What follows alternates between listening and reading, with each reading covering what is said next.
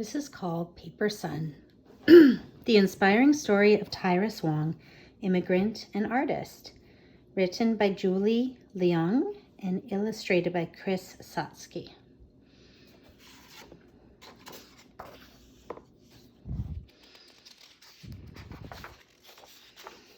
Paper Sun.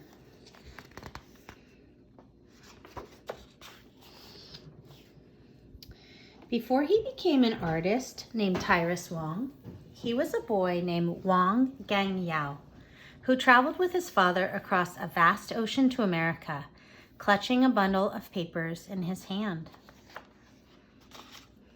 The papers were not for drawing monkeys, which he loved to do.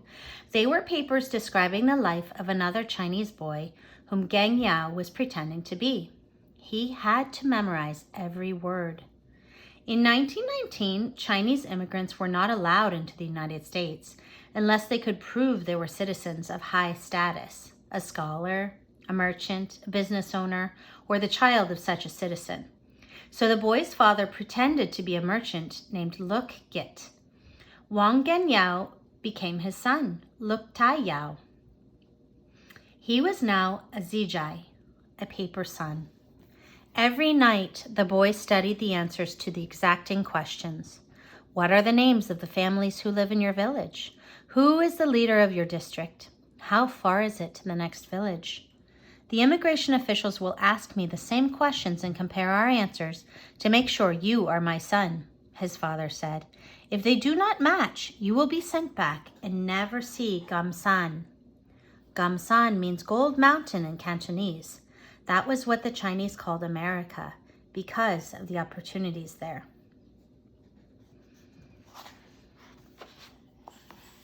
See, his father would say, pointing to the horizon, life in Gamsan will be like a blank paper, and we will decide how to mark it. The boy followed his father's gaze to where the water met the sky. Maybe he would spot a glimmer of Gold Mountain too. At last, they arrived at Angel Island. His father, who had been in America before, cleared immigration quickly, but the boy was held back. Oh no. Scared and alone, Gangyao was taken to a wooden house filled with strangers. There he waited. Days turned into weeks. This new land was not what he expected. The streets were not lined with gold. The barracks were crowded and dirty. He missed his father very much. There was no drawing paper, no ink, no paint. He watched the sun move slowly across the sky, always arching back toward the home he'd left behind. Oh my gosh, can you even imagine how scary that would be for him? It reminds me of the kids who are in the detention camps on our southern border right now. Finally, Gangyao was brought in front of 3 men who bombarded him with questions. How many windows does your house have? What direction does your village face? Where did you go to school? The boy was nervous, but he remembered all his answers from the coaching papers his father had given him. He was released from Angel Island. His father was waiting for him with arms outstretched. Now we must look for opportunities, he said. So scholars, I asked you this morning, but we know that his father and him lied to get into the United States. What do you think of that? Did they do the right thing? Did they do the wrong thing?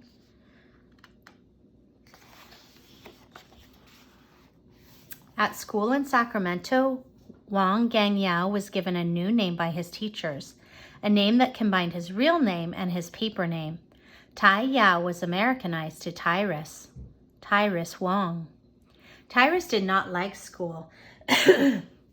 He preferred sketching to science, doodles to diagrams, art to arithmetic.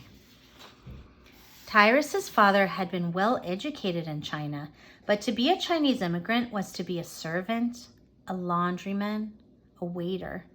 And to find these jobs, he often had to travel far, leaving Tyrus alone for months. Still, his father believed life in America could be like a blank paper. One day, he brought home a brush and made Tyrus practice Chinese calligraphy. Because they could not afford ink and paper, Tyrus wrote with water on old newspapers. And after the paper dried, his father would say, "One more time." It's very resourceful, isn't it? I know, scholars, you were worried about talking about leaving Tyrus alone for months, and I worry about that too. It doesn't explain that much about how old he was or if anyone was with him, but yeah, that's really concerning that he was alone. His father borrowed enough money to send Tyrus to Otis Art Institute in Los Angeles. Tyrus learned to paint and draw in the Western style, smudging thick charcoal to form shadows and mirroring the way light hits objects. He also studied artwork from China's Song Dynasty, when watercolors and simple lines communicated much by showing little. The lushness of a flower could be felt with gradual increases of color, and mountains could loom in the distance with a few jagged lines. In the evenings, Tyrus mopped the floor as the school janitor. He swirled the soapy water around, the mop dancing in his hands like a paintbrush. Tyrus graduated at the top of his class and began working as an in-betweener at Walt Disney Studios. In the early days of animation, in-betweeners drew the frames in between a movie's key art. The same scenes over and over with only small changes each time to create the feeling of movement. The work was boring and his eyes throbbed.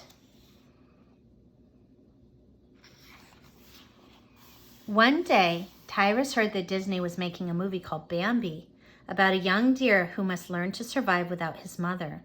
But the animators were having trouble creating the backgrounds. Tyrus thought about the mother he had left behind in China and the father who always believed in him. He thought about his style of painting, one that combined East and West, his past and his present. Tyrus saw an opportunity. He spent days painting landscapes. Instead of drawing a forest scene leaf by leaf, tree by tree, he created the feeling of woods and mountains with sparse brushstrokes and soft watercolors. Where other artists might use 10 strokes of a brush, he used 5. The result was breathtaking. Walt Disney loved it. He instructed his animators to follow Tyrus's style.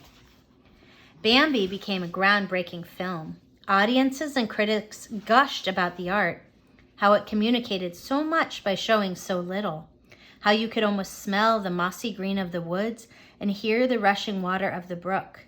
But in the end, Tyrus was credited only as a background artist. That doesn't seem very fair since he was kind of the originator of the style, does it?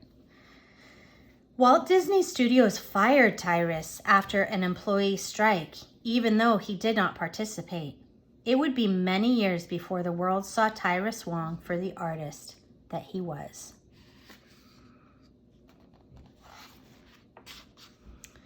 But Tyrus never stopped painting, and not just on paper. Throughout his life, he would draw his art on ceramics, silk scarves, murals, menus. Tyrus always found new ways to leave his mark. As an old man, Tyrus discovered a love of kites, caterpillars and pandas, fish and butterflies. He would tell people he wanted to be looking up. How else could one see Gold Mountain? On sunny days, you could often find Tyrus Wong on the beach, facing the ocean he crossed so long ago, flying a large, colorful kite he'd made himself, glimmering gold where water met the sky. I love that. It's a beautiful picture too, isn't it? So I'm going to read this author's note. And you can look at, I'll put it here so you can see it. And then I'm going to show you the other page. Author's note. When Tyrus Wong was just 9 years old, he boarded the SS China with his father, seeking a brighter future in the United States. They immigrated during a time when the Chinese Exclusion Act, the first federal law designed to prevent an ethnic group from entering the country, was in full effect. Tyrus's father knew that some exceptions were made, mainly for those of high social status or blood relatives of American citizens. To meet the criteria for entry, many immigrants assumed false identities.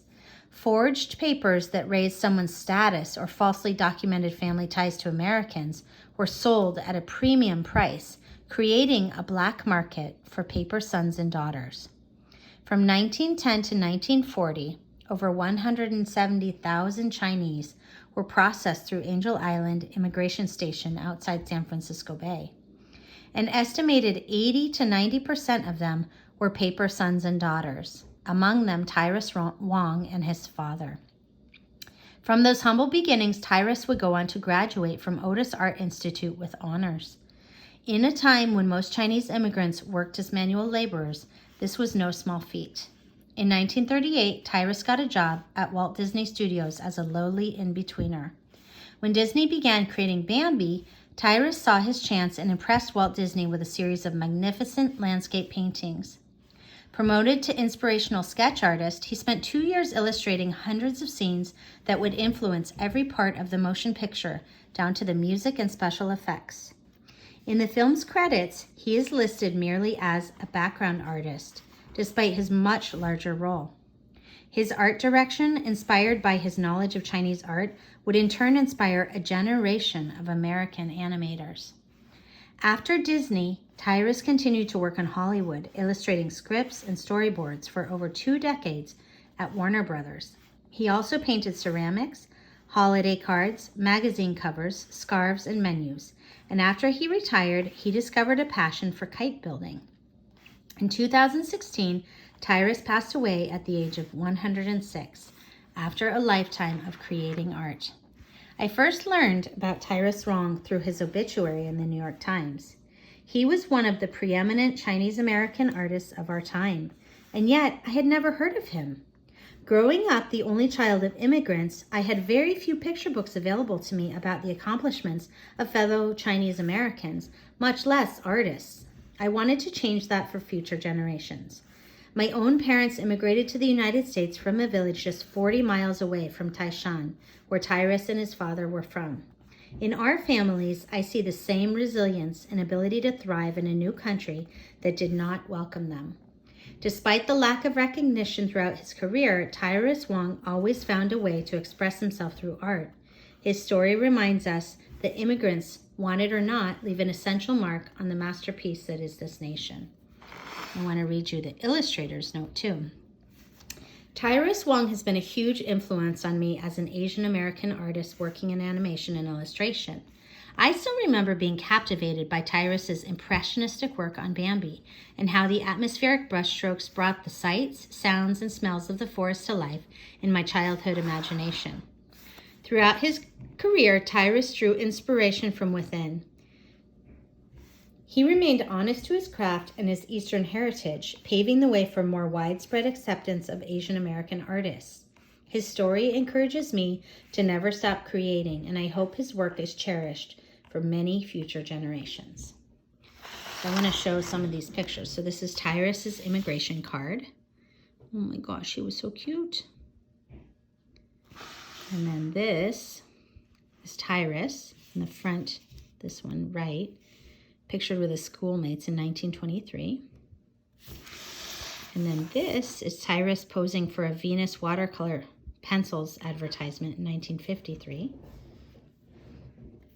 Oh, and then this, let's see, is Tyrus and his family in 1957 when he was a man, right? And this is him with his owl kite in 2002 when he was 92. I'm going to show this last picture. I think is the one in the front as well. All right, well, thanks for listening to Paper Sun. I bet we all learned about a new person that's an important person in American history today. Bye-bye, scholars.